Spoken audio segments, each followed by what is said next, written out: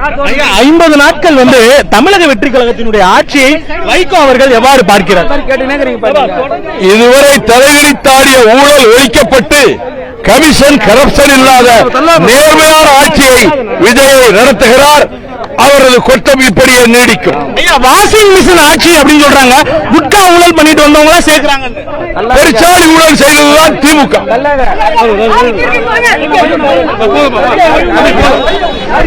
முதல்வர் குறித்து அவதூறாக பேசிய வழக்குல அனிதா ராதாகிருஷ்ணன் கைது செய்யப்பட்டிருக்காரு. அதை எப்படி பாக்குறீங்க? வினை விதைத்தவன் வினையை அறுப்பான்.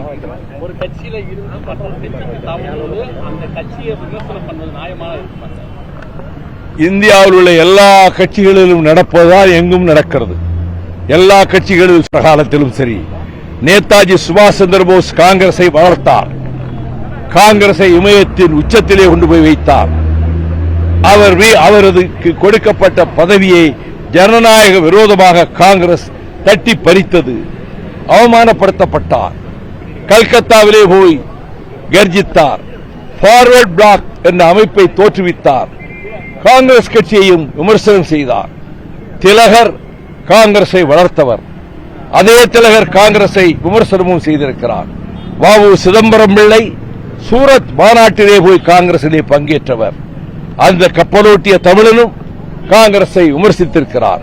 இது வழக்கமாக வாடிக்கையாக நடக்கக்கூடிய ஒன்று. கரூர் விவகாரத்தில் மனசாட்சியே இல்லாமல் ஓடி வந்தவர் அப்படின்னு நீங்க விமர்சனம் பண்ணவர் இன்னைக்கு மீண்டும் அங்க ஒரு எம்எல்ஏ ராஜினாமா செய்த பிறகு செல்கிறார் முதலமைச்சர். அன்னைக்கு போற சொன்ன இப்ப போறார் வரவேற்க மனசாட்சி இருக்கு. இப்ப இருக்கு. அவர் அன்னைக்கு இல்ல இன்னைக்கு இருக்கு. நீங்க சொன்னதே உங்கள்கிட்ட திரும்ப சொல்றேன். அனாவசியமா ஏதாவது சொல்லி அங்க நடந்த மாதிரி பத்திரிகையாளர்கிட்ட வைகோ சட்டப்பட்டான ஒரு செய்தியை போடுறதுக்காக நீங்க முயற்சித்தால் நீங்கள் ஏமாந்து போவீர்கள். வேணாம், நீங்க கேட்டதுக்கு பதில் சொல்லியாச்சு. வேற கேள்வி நீங்க கேளுங்க. வெளியே வந்த பிறகு ரொம்ப நிம்மதியா இருக்கிறேன்னு துரை வைகோ சொல்லியிருக்கிறார். நீங்கள் நிம்மதியா இருக்கிறீங்க? லட்சக்கணக்கான தொண்டர்கள் எப்படி நிம்மதி பெருமூச்சு விடுகிறார்களோ அந்த நிம்மதியைத்தான் திருச்சி எம்பி வெளிப்படுத்தி இருக்கிறார். இந்தியாவில் சிறந்த முதலமைச்சர் ஸ்டாலின் அப்படின்னு சொல்லிட்டு நீங்களே சொல்லியிருக்கீங்க.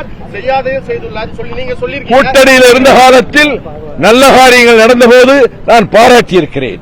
அதே நேரத்தில் நாங்கள் அவமானப்படுத்தப்பட்ட போது தாங்கிக் கொண்டு அமைதியாக இருந்திருக்கிறேன்.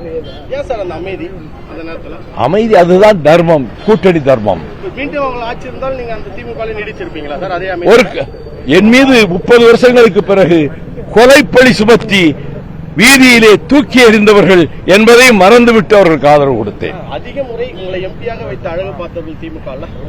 அதைவிட லட்சம் முறை குன்றத்தின் உச்சியிலே அண்ணாவையும் இயக்கத்தையும் தூக்கி நிறுத்தியவன் பாராளுமன்றத்திலே இந்த வைகோ. அடுத்த ஆள் கேளுங்க. புதிய கூட்டணி குறித்த சந்திப்பு கூட்டத்தில் விஜய் சார் அவர்களும் அதிமுக எம்எல்ஏக்கள் ராஜினாமா மற்றும் பேசவே இல்லை. அப்படி ஒரு சம்பாஷணை அங்கு நடக்கவே இல்லை. வேறு ஏதாவது கேட்டா எத்தனை நீங்க கேட்பீங்க? எத்தனை நீங்க கேட்பீங்க?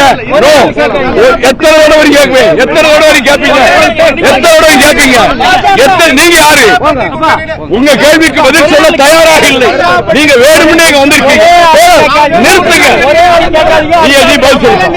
நீ பதில் சொல்லு. நீ சொல்லு. நீ சொல்லுப்ப. வம்புக்காக கேட்கிறான்.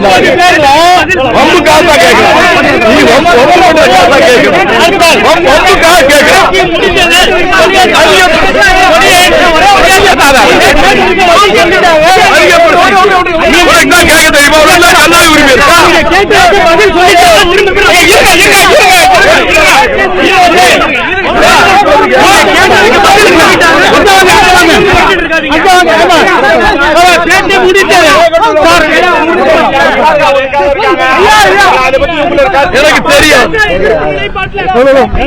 எனக்கு தெரியும். போதுமா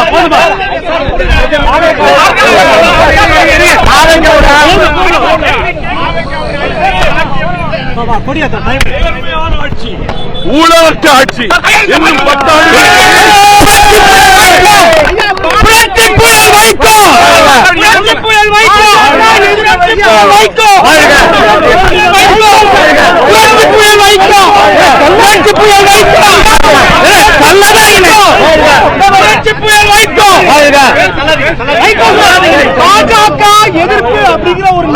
நிலைப்பாடு விஜய் கிட்ட இல்ல அப்படிங்கிறது 100க்கு 100 இருக்கு.